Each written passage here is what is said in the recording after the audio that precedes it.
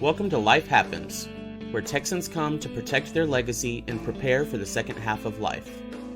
Join your host, attorney Kim Hegwood of Your Legacy Legal Care, and our weekly guest as we navigate the challenges that emerge as life happens. Now here's your host, Kim Hegwood. Good morning and welcome to Life Happens with me, Kim Hegwood, and our very special guest today is Dr. Sara Zeff Gerber, right? I was like, hopefully I didn't miss that.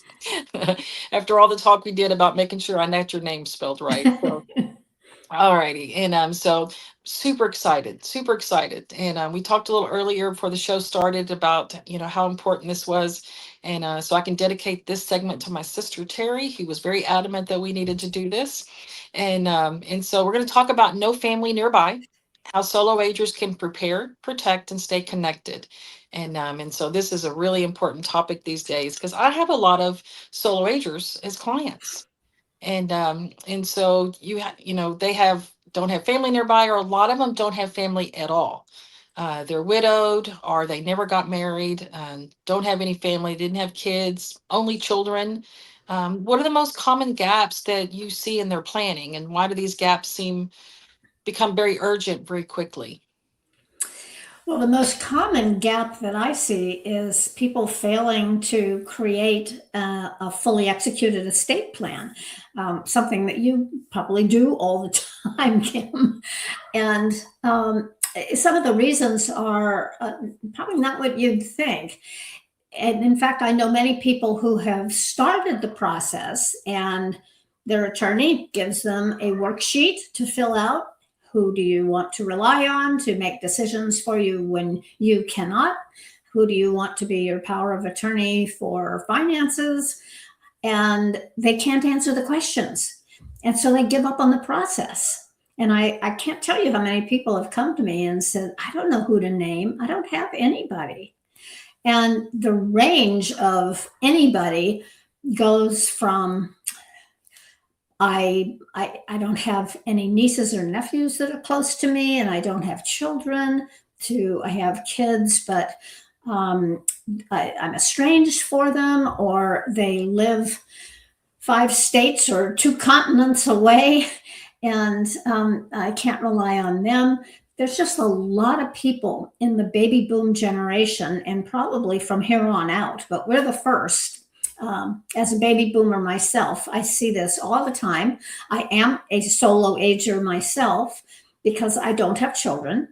I do have a husband, but neither of us have children from this or previous marriages. And so we're relying on each other for some period of time, but that won't last forever. Eventually, one of us will be a true solo ager.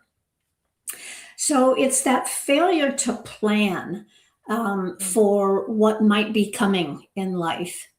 That kind of ostrich-like head in the sand attitude that a lot of people, even people with kids, I mean, I'm preaching to the choir here, obviously, because you're an attorney who does this for a living, but getting people to the table to create their plans can be really difficult if they see that there's a gap that they can't fill with the answers that you want. And so when you said head in the sand, all I could think of was my mom, and so she's one of those that if she doesn't have to look at it, doesn't have to see it, it's not a problem. And so we make fun of her a lot for that. And so definitely, we see a lot of it, but the one thing about people coming into my office is we have good answers. We know how to fix the problem. And so that's why I say you have to come see a good elder law attorney, because we already know how to fix the problem. So, but aging alone often means you have to be your own advocate, Yeah. And so what systems and tools do you recommend to help solo agers stay organized with medical information, appointments, emergency planning?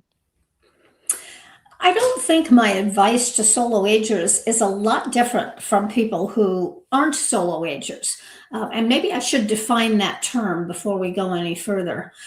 I consider a solo ager to be anyone who doesn't have the traditional family system to rely upon. That means you may not have children because you never had children. or because your children cannot be relied on for some reason. They live too far away, or they failed to thrive, or you've had an irreconcilable break from them. Sadly, that happens so often. And you might be married or you might be single. My husband and I both consider ourselves future solo agers and plan accordingly because we don't have a crystal ball. We don't know which one of us is going to go first. So that's a solo ager. Now, a lot of what I say and a lot of what's in my book applies equally to people who do have kids. But because people who don't have kids are in a much more vulnerable situation, I think it's worth separating them aside and talking about what's important for their planning. So I took a little detour, Kim, so go ahead and steer me back to where you want me to go. We're going to talk about those tools you recommend. Medical information, yes. Appointments, emergency planning. Yeah. Certainly it's important for people who live alone to have a buddy, have a backup. Most of the solo agers that I have talked to and that have gotten serious about creating a plan for themselves in the short term, they have buddied up with other solo agers. Now, my experience has been mostly with women, but men are certainly in the category of solo agers as well. And so both men and women need to have an advocate, someone that will go with them to a doctor appointment, will take them for a procedure where they're not allowed to drive afterwards, and they exchange that service with one another. So that's one tool. Another tool is that people can form a kind of an alert circle, or keep watch on each other so much, but just have a process where people check in. Sometimes we have technology to help us with that we didn't have 20 years ago. You don't have to make a phone call every morning, but to just check in by text or email is quite sufficient for people to know that you're fine. You got up this morning and you're alive and kicking and going about your day. No matter how healthy you feel, if you're over 65, let's say, or you're over 55 or 60 and you have some kind of condition that makes your day-to-day life a little more fraught with concern, have 2 or 3, 4, 5, any number of people can form we call it a rely circle, where everyone is expected to just check in the morning and say, good morning. And that's it. That's all you have to do. So those are some tools that I advocate people use. And so many solo agers worry about who will speak for them if they can't. How do you guide clients through, choosing that medical power of attorney or exploring alternatives when they don't have family? Well, first of all, you have clients. I don't have clients. I just put guidance out there, and people, through my books, through these kinds of things, through articles that I write. But if you are out there and you do have clients, which you do, Kim, helping your clients to find an advocate for themselves,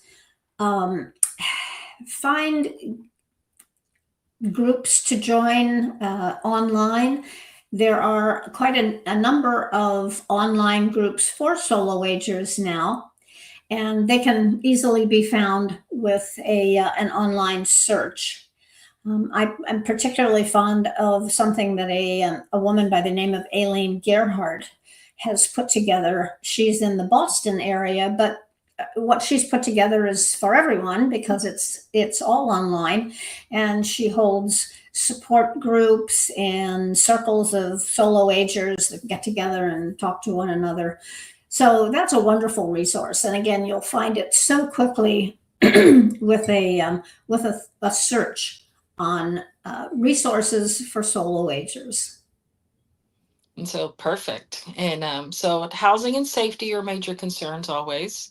And so what should solo agers consider, when they have to decide whether to stay at home, make home modifications, or what, they have to, maybe sell the house and move to, senior living, options. Mm-hmm. I am not a big fan of solo agers aging in place. That's certainly the popular thing these days. AARP and other surveys tell us that 80% of people in the US want to age in place. Well, what does that mean?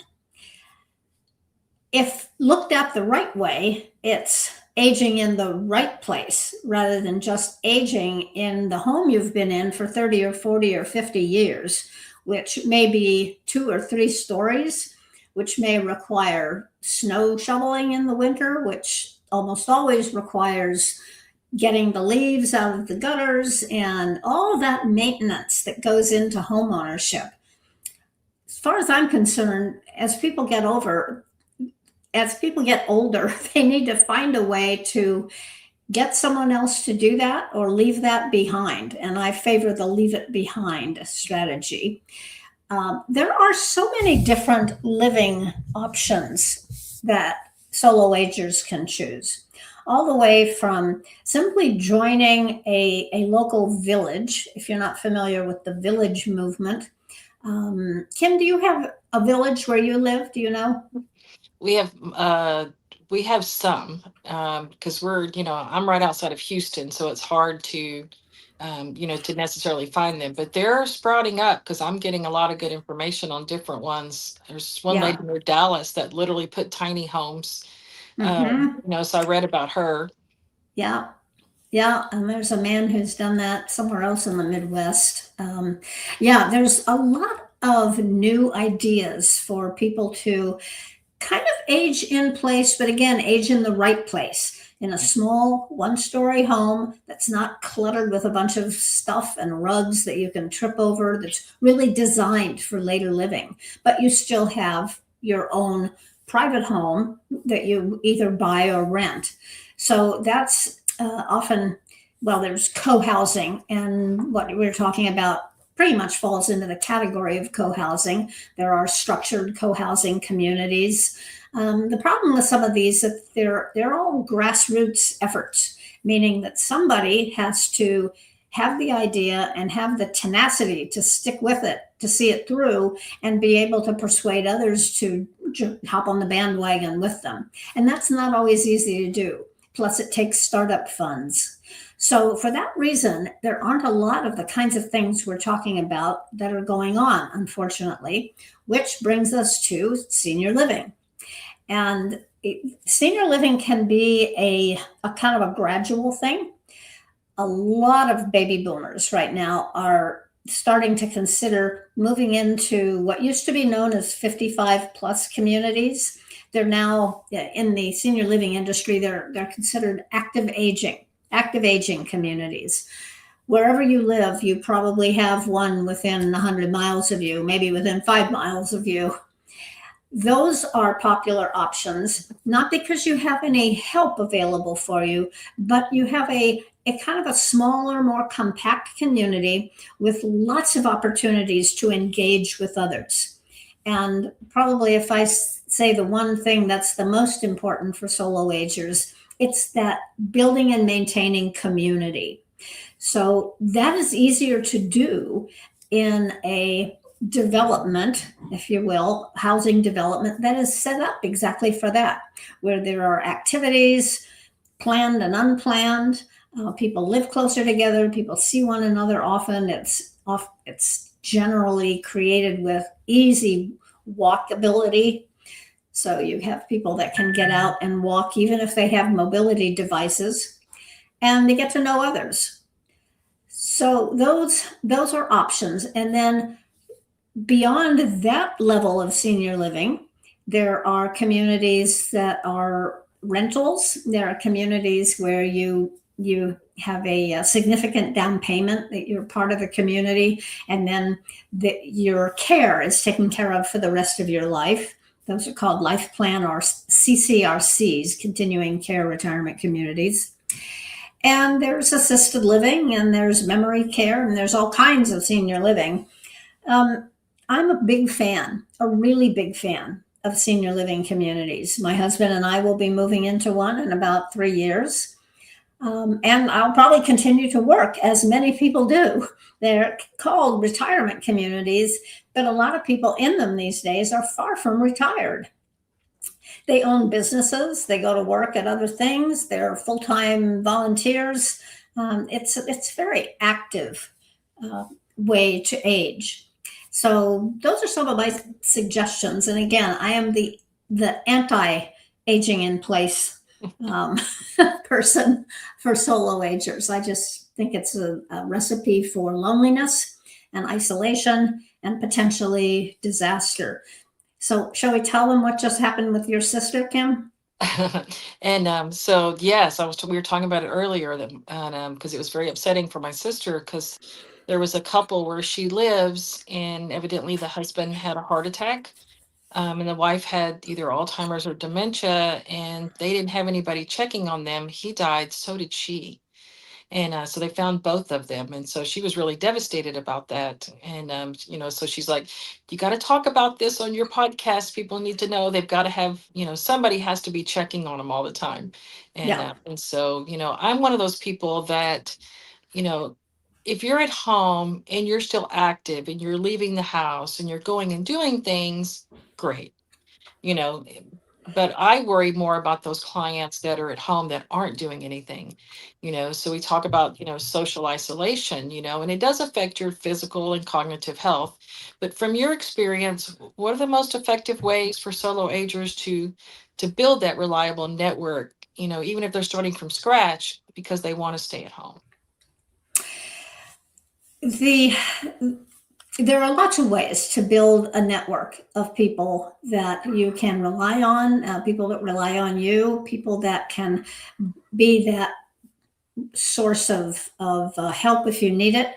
Clearly, the couple, I wanted to bring that example to light because that's the far extreme of what happens to solo agers.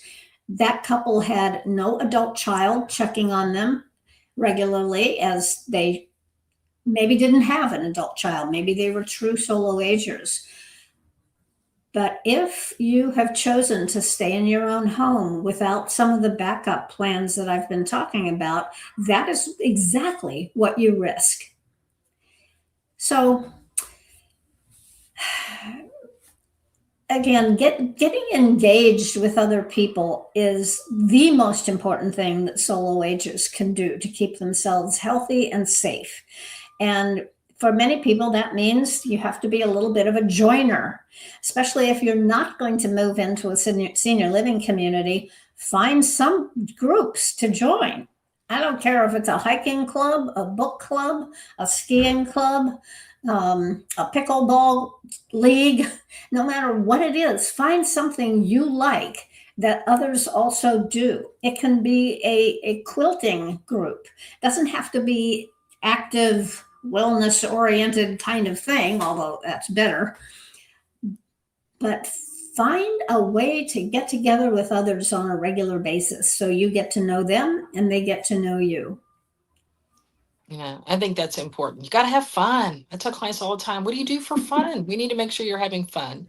And so for those that are listening today that may be feeling a little overwhelmed, by the idea of aging alone. So what first steps can they take today to feel more secure, more prepared, and more connected?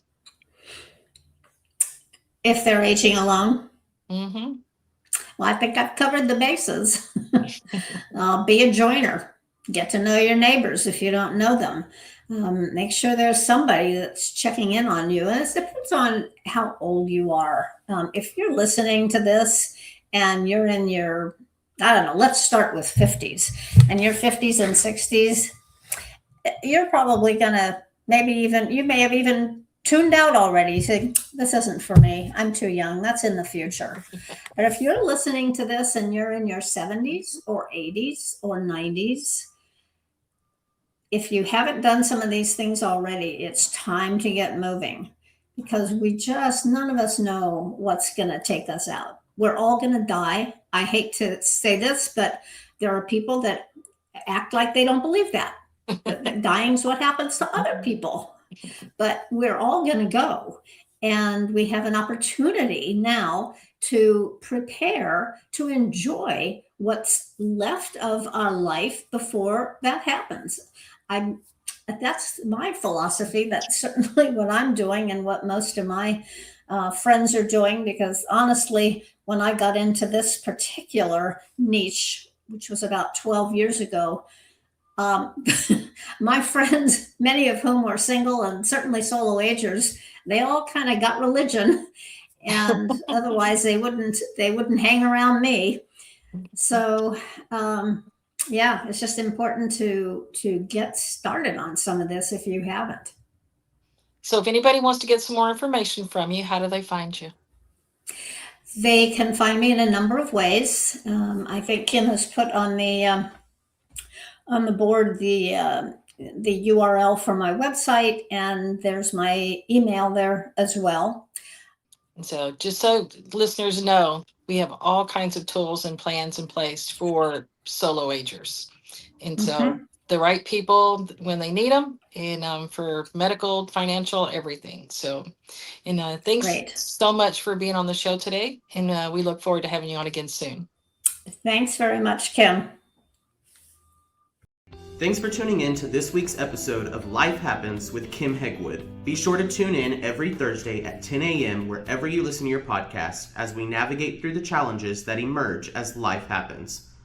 The content of this podcast does not establish an attorney-client relationship or constitute attorney-client privilege, legal, medical, financial, or any other professional advice.